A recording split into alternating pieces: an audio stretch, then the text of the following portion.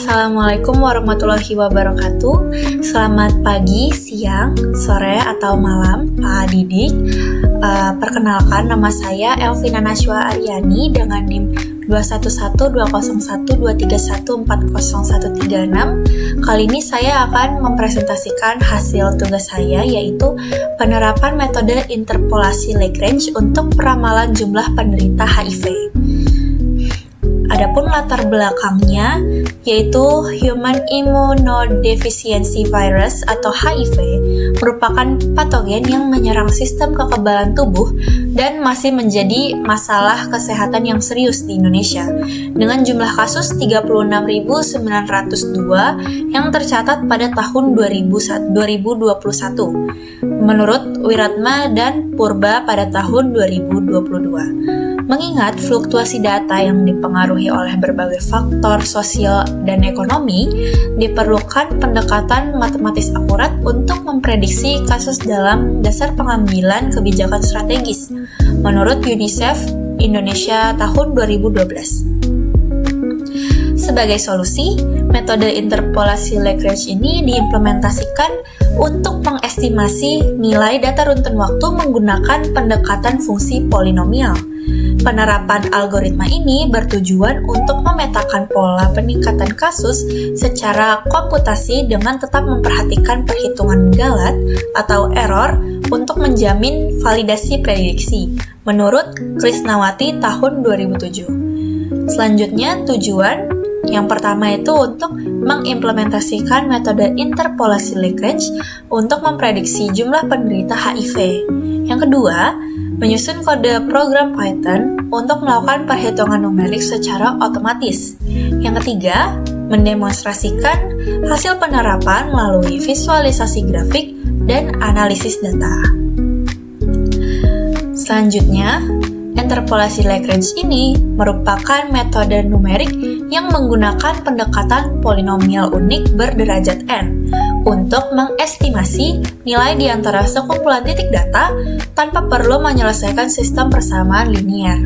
Secara matematis, polinomial Lagrange P sub n dari X dirumuskan sebagai penjumlahan dari perkalian nilai data Y sub I dengan fungsi basis L sub I dari X sebagai berikut. P sub n dari X sama dengan sigma dari I sama dengan 0 sampai n dari Y sub I dikali L sub I dari X dengan L sub I dari X sama dengan Pi dari J sama dengan 0, di mana J tidak sama dengan I sampai N dari X dikurang X sub J dibagi X sub I dikurang X sub J.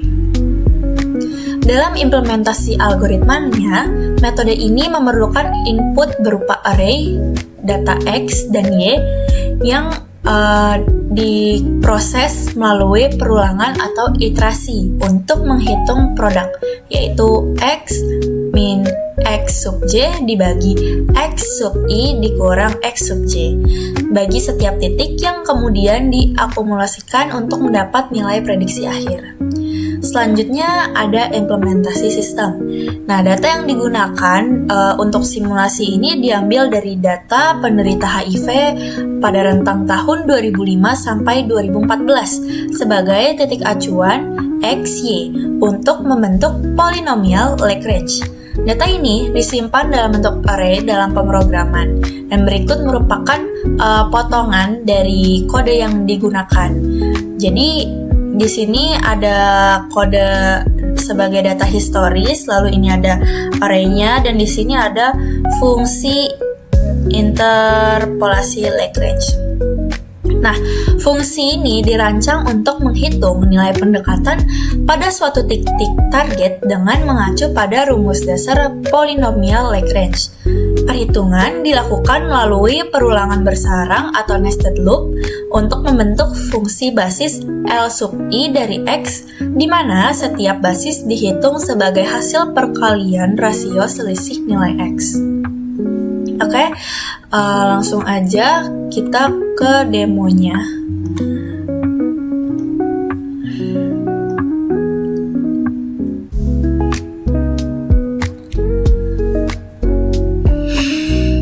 jadi ini adalah kode utuhnya.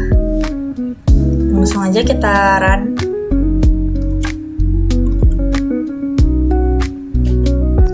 Oke. Nah, di sini ada tabel hasil simulasi prediksi HIV dan grafik prediksi HIV dengan interpolasi Lagrange. Berdasarkan eksekusi program sebelumnya, diperoleh tabel yang membandingkan data aktual dengan hasil perhitungan fungsi Lagrange. Nah, pada tahun 2005 sampai 2014 yang merupakan data training, terlihat bahwa nilai pada kolom hasil Lagrange itu sama persis dengan data aktual.